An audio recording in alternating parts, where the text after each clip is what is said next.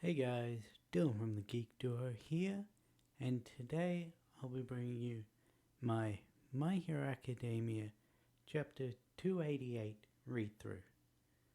Now, before we get started, I'm actually recording this the day it released, so I may not have some information because some of these images aren't really the clearest, because normally I've seen at least one other breakdown to clarify some ideas, see if I'm on the right track. But because I'm doing this early, because I'm actually going to edit this video a little bit. Mainly, I'm going to have somewhere on the screen the name of the person I'm actually voicing, because, well, there are several females this chapter and I can't do female voices, so the majority of this will be in my normal voice. There's also unknown figures, so yeah, you won't get all the glorious voice acting. Anyway, the chapter opens up on the site of an airship and then it cuts to inside. It shows these massive bundles of metal cabling, metal fibers, and a mysterious voice asks, "Are we there yet? I told you to get there in 5 minutes." To which the pilot of the plane replies, "Maybe if I were Hawks or Mirko, I'm going as fast as I can. Now sit down, it's dangerous. Your body still hasn't fully recovered, you know." That's to say that there are still lives being lost at this very moment. Don't change the subject. Please, sit down. It then cuts to an image of what I believe to be the hero side rushing through the streets of the town Markia is currently destroying. I say this because they seem to be rushing towards the carnage, not with the carnage. Anyway, a mysterious hero says, "At the rate he's headed straight for Natboto City at 100 kilometers an hour, which, for Americans and all that, is highway speed. Isn't that way too fast? More accurately, he's too big. Plus, he's insanely durable.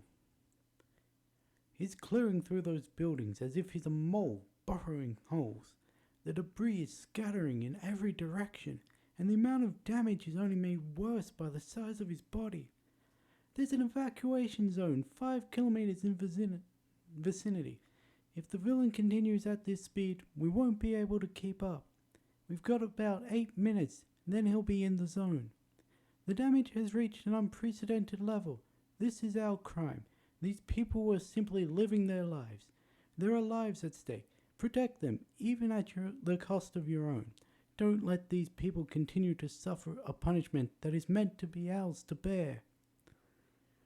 Interesting that is all one hero saying it. And it's interesting that he says, "This is our crime, this is our punishment to bear." Like, yes, I know that this onslaught was brought on these people because of your war against the villains, but is that really, can that be classed as a crime? Anyway, we cut to Skeptic and the villains on the Markia's back again, with Skeptic informing the others the heroes are approaching. "A satellite? Is that where the video is coming from? How convenient. You're embarrassingly behind on the times if you think this is impressive. There aren't as many as back as the villa, but there's still a good number of them. We will need to plan ahead to their movements. Depending on what they bring, we'll strategize accordingly. Ah, stop. Go up. Zoom in and enhance to the long-haired girl. Is that really how you ask others to do something for you? Those kids. Speak of the devils. He's just spotted an image on Curious's laptop that shows Suyu and Uravati leaping from building to building, taking people out. And Toga, she sees the image too. She runs over to Mr. Compress and says, Mr. McGear, hand it over, please. Wait, don't suddenly crowd an old man like me. It's embarrassing. Hurry. All set. Wait right there. Crap, I shouldn't have identified those UA kids. Don't go down there. It's dangerous. This stifling feeling inside me feels awful, so I'm going down to ask her my questions. But now is not the time for this. You two, Darby, don't just stand there. Say something. Not my problem. Hey, you, ignore the sideshow. Hurry up and get this started before I fry you. Honestly, you people are so... I know this is an action. Then we see Spinner approaching Toga as she's readying to jump off. Now, caveat, I know this is and Spinner's actual voice, but for the distinction, I'm going to give him as if he were like a snake person, not a gecko. Toga, we're all just a bunch of strays that just happened to meet by chance. You're not the only one who's enraged by what happened to Twice. What we have right here was what he called home. The boss will probably like to see us all together. Our brand is to let folks like us do whatever they want. But just make sure to come back to us. We see Spinner, Mr. Compress, and Darby all looking at Toga, who smiles back at this. And Darby is giving this like sort of shy, bashful side smile, like, I don't want to like you people. Like, I know I've put up this aloof attitude, but yeah, I agree with what he said. We then cut back to Uravati, and she's floating through the air, and she sees Makia in the distance. I see the huge villain. He's fast. Accelerating. No, he's fast. Accelerate evacuations. Please run outside of the villain's periphery. There's still people inside the buildings. Split up and rescue them. Again, sorry for this voice I'm going to give Froppy. I'm going to try and do the croaky voice, but... Uravati, there's 3 people here. Roger. That was not Froppy, that said Roger. Froppy, Uraka calls out as a massive chunk of debris is flying towards where Suyu and the 3 civilians are inside the building. As the debris cuts through where the 4 people were, we see that Uravati has used her new grappling hook to grab Suyu's leg and pull the 4 of them away from the building. Sorry for being rough. That's no problem. You really saved me there. Suddenly, an old woman shows up on the scene. You 2 over there, help me. My husband was sleeping earlier. He can't move quickly on his own. Uraka looks to the distance and sees that Makia is really close now. He's already over there. How else is this way? Froppy, get them to safety. Okay. Be careful out there. That sounded more elderly than the voice I gave the elderly person. Save as many as I can. Takeo-san, you've got some strong legs. My legs have gotten strong because Takeo-san loves me. As this interaction is happening, Uraka is chasing the elderly lady down alleyway after alleyway. towards the building where Takeo is hidden. Well, stuck. It's alright, I'll save him. As Uraraka turns the corner, she sees that the elderly lady was in fact Toga in disguise, who says, "Really? Toga Himiko? Long time no see, Ochako-chan. Wait." Uraraka follows Toga into a dark, abandoned building, and suddenly she can't see Toga anymore, likely having activated her invisibility portion. "I also wanted to talk with Suyu-chan, since Su-chan is a cute and precious friend. I want to talk with Izuku-kun as well. Izuku-kun is always a bundle of injuries and broken bones. He's so cute. Ochako-chan is cute, so I like you too. I want to be like Ochako-chan. Tell me, Ochako-chan."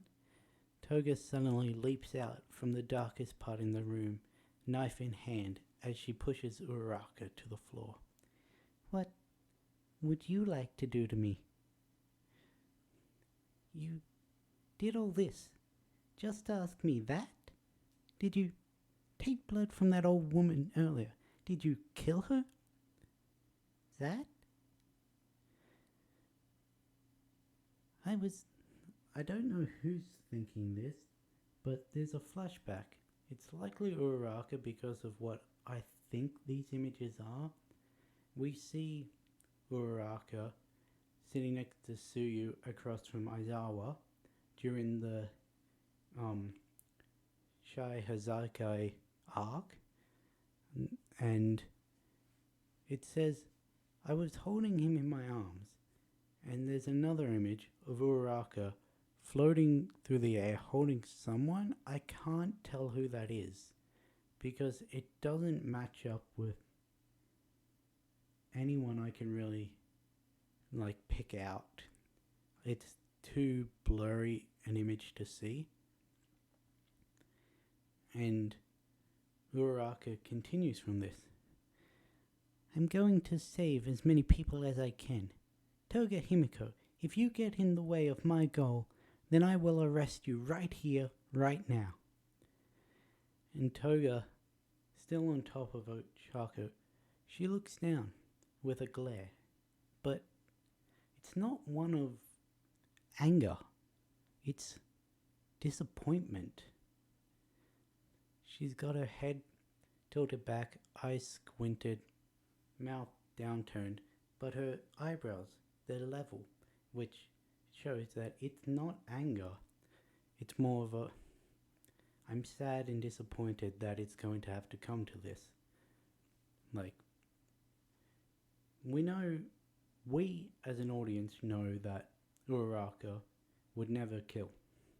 We as an audience know that Suyu and Midoriya would never kill. But Toga, she doesn't. And after what happened with Twice, the hero is going to arrest a villain could just mean they're disposing of them. Now, I like that they put in distinctively that she says arrest, because, well, had she said take you out of the equation or dispose of you or any other wording, then that could easily be interpreted as I'm going to kill you if you get in the way of this. But she does specifically say arrest. Now, this is what we actually needed a break after the last few chapters to sort of split it up. I reckon the next chapter is going to be another dialogue heavy one, like between Uraraka and Toga. Potentially Froppy's going to come in, but the way I see next chapter happening, it's going to be a evil clone scenario where Toga is going to turn into Ochako. Yep. Then Froppy's going to come in. So Uraraka, being the smart girl she is going to be like, okay, I can activate my quirk, show Froppy which one is definitively me, because I know Toga can't use my quirk. And at the same time, Toga, she's also smart. She's thinking, I can fool Suchan by using Uraraka's quirk, because I can do that now. And it's just a matter of who, either Uraraka's going to use it, and then Toga's going to use it, and she's going to be like, Toga's going to be like, wait, Suchan, she must have awakened her quirk. Then, depending on the way that goes down, it's going to be hard for Suyu to discern which one is which, at least from initial glance. But yeah, I don't reckon either of these are going to be incapacitated in the next chapter. I reckon that it's going to be possibly 2-3 chapters before we get anywhere substantial with one party being knocked out or arrested or whatever, but yeah. And, well, I've wanted a rematch between Uraraka and Toga since the training camp arc because, well, we didn't really get to see much because it got interrupted very quickly, but yeah. I think this is also the first time Uraraka's seen Toga transform, because we know Deku has, we know the heroes have, and we know Aizawa has. I forget if we ever saw Uraraka and Toga together when Toga's quirk turned off. But yeah, there's not really much to talk about. This was a very quick chapter, though there is one thing I want to talk on, and that is the very first page, the page with the airship, because there's 3 reasons as to why I think this mysterious person is who he says he is. No, 4 reasons. The first is them saying your body still hasn't recovered, you know. There's one hero we know whose body was severely injured months ago, as in months in universe time, not outside, because that was a couple of years ago. The second is the metal cabling, the metal fiber. We've actually seen that in action, so I've been told, and I've seen panels of it from the My Hero Vigilantes spin-off. The third is Hawks, despite being willing to kill, I highly doubt that even though he has full permission from the Hero Commission Agency to kill whoever he needs to, I don't think he'd actually personally take out another hero. And the fourth is that Bakugo still has to tell this person his hero name, and I don't think they would have brought that up so recently if they weren't going to bring Best Genus back, at least for a short while. Because yes, all 4 of those points imply heavily that this mystery person is in fact Best Genus, because he got stabbed through the gut in multiple places by All For One, and he doesn't have much healing capabilities, and we know that when Hawks and Endeavor during the Pro Hero arc when Hawks was seen in Best Jeanist's apartment, Best Jeanist was still in recovery. We know that from the My Hero Vigilantes that Best Jeanist, his fiber control is not just like clothing fibers. He is able to manipulate like metal fibering and all that. And these exact bundles were shown in that image that I saw. The third is Hawks not like as a person not willing to take out another hero.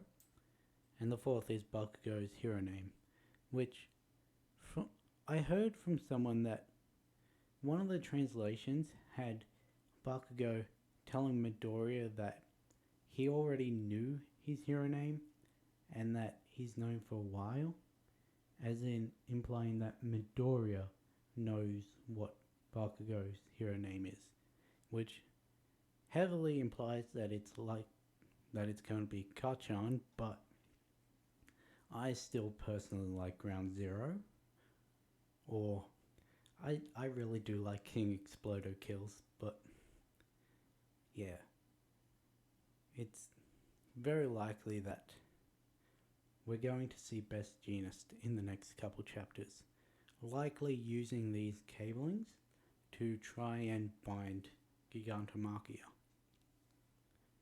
How well that's going to go down, we'll just have to wait and see. But yeah, so that was loud. Sorry about that. Not much else in this chapter. Heroes rushing to save people from Gigantomachia. The heroes finding the villains trying to hack into the satellite feed to broadcast something. Mr. Compress spotting Suyu and Ochako. Toga rushing to save them. Spinner giving another heartwarming family speech about the League of Villains, because this is his third speech about how they're family. I really like Spinner. I hope nothing bad happens to him.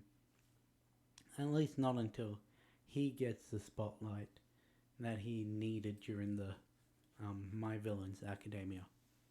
Same with Mr. Compress, really.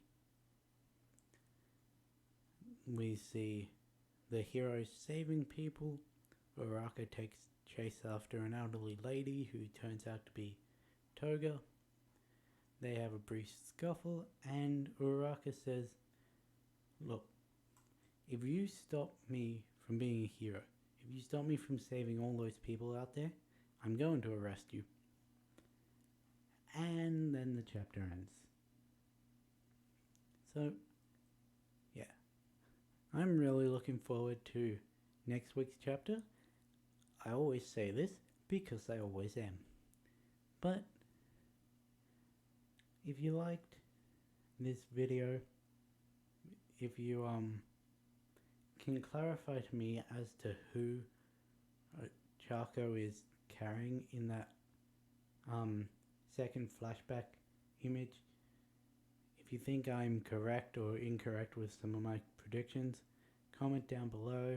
I don't care if you like or subscribe, just I want to discuss things with you. So until the next chapter, catch you in the next video.